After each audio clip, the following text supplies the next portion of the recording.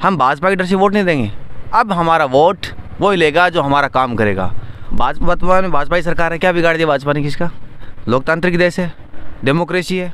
नमस्कार, मैं हूं विक्रम और आप देख रहे हैं रंगीलो झुंझुनू। अभी मैं मौजूद हूं झुंझुनू जिला कलेक्ट्रेट के सामने, जहां पिछले 21 दिन से मदरसा पैरा टीचर्स हैं उनका धरना चल रहा है और उन्होंने राजस्थान सरकार के कई प्रतिनिधियों से मुलाकात भी की है। पिछले कई दिनों से वो मुलाकात भी कर रहे हैं। उसके बाद भी जब उनकी समस्या का निराकरण नहीं हुआ तो उन्हें धरने पर बैठने को मजबूर होना पड़ा। देखिए, सरकार ने अपने मैनिफेस्टो के अंदर मदरसा पैरा टीचर को नियमित करने का वादा किया था, लेकिन आज दिन तक सरकार ने इस पर कोई कार्रवाई नहीं की है। और हमारा जो आंदोलन चल रहा है इसका नेतृत्व कर रहे हैं ठाकुर शमशेर बालू खां जी, जो चूरू के और सेकंड के टीचर हैं, वो हमारा नेतृत्व कर रहे हैं। तो मैं आपको थोड़ा सा बता दूं कि हमारा जो आंदोलन कमोबेश देखें तो लगभग 3 सालों से चल रहा है।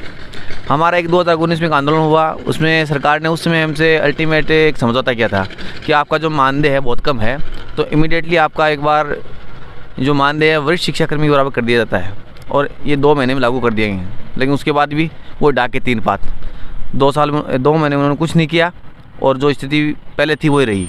उसके बाद हमने फिर से हमारा जो आंदोलन स्टार्ट किया और हमारा समझौता हुआ सरकार के साथ लिखित रूप से कि आपको 31 सितंबर तक नियुक्ति पत्र दे देंगे।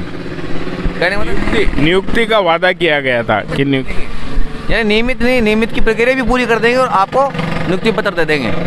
लेकिन वही फिर डाके 3 पात सरकार ने हमारे साथ फिर धोखा किया और हमने फिर 2 अक्टूबर को गांधी जयंती के दिन फिर से दांडी यात्रा शुरू की और फिर उन्होंने डूंगरपुर में जाके फिर दांडी यात्रा रुकवा दिया।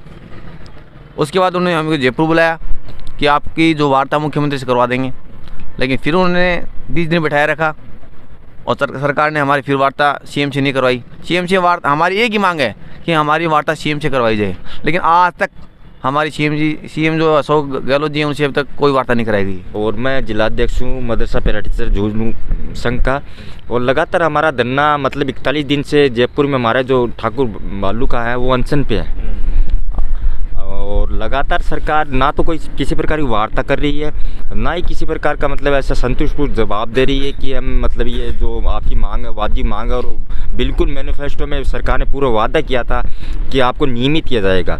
और हम सरकार को याद दिलाते हैं कि 2023 में अगर हमारा काम नहीं होता है तो हम इस सरकार का पूर्ण रूप से बहिष्कार करेंगे और जहाँ कांग्रेस के जो प्रतिनिधि खड़े होंगे उसके खिलाफ हम अपना एक प्रतिनिधि और खड़ा करेंगे। हमारी जो महिलाएं हैं वो सड़कों पे बैठी रहती है, रात को 9-9 बजे तक वो घर आती हैं, काम छोड़ के आती हैं, अपने बच्चों को छोड़ के आती हैं, छोटे छोटे बच्चे हैं उनको साथ लेकर जयपुर जाती हैं। और हमने यहाँ तक कि इस बार दीपावली काली दीपावली सीएम के यहाँ निवास स्थान के करीब बिल्कुल सही इस बार जयपुर में हमने काली दीपावली भी बनाई है। उस चीज़ से भी सीएम मुख्यमंत्री हैं जो राजस्थान के, उस पर कोई प्रकार का प्रभाव नहीं पड़ा है। की वजह तो यही है, उनको कहीं गलतफहमी हो गई है कि विगत 70 वर्षों से हम इनका वोट लेते आए हैं सिर्फ भाजपा का डर दिखा के।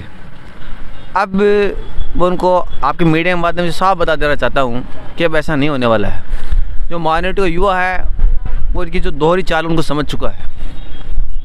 वर्तमान में भाजपा की सरकार है, क्या बिगाड़ दिया भाजपा ने किसका? लोकतांत्रिक देश है, डेमोक्रेसी है, संविधान से देश चलता है। किसी को विशेष नीति से या विशेष संप्रदाय से देश नहीं चलता है।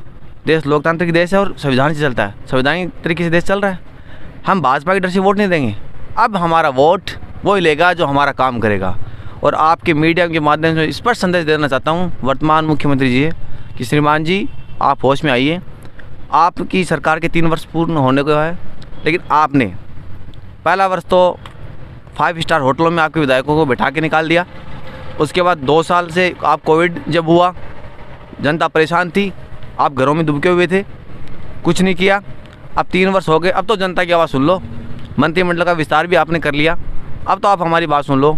हमारा आपके माध्यम से ये अनुरोध है कि गहलोत साहब हमारी जो मांग है ये जायज़ मांग है और माइनॉरिटी का वोट बैंक हमेशा आपके साथ रहा है। और आप जिस विधानसभा से आते हैं सरदारपुरा जो जोधपुर से, वहाँ से अगर वो माइनॉरिटी के वोट निकाल दिए जाएँ तो आपको पता चल जाएगा कि आपकी स्थिति क्या है।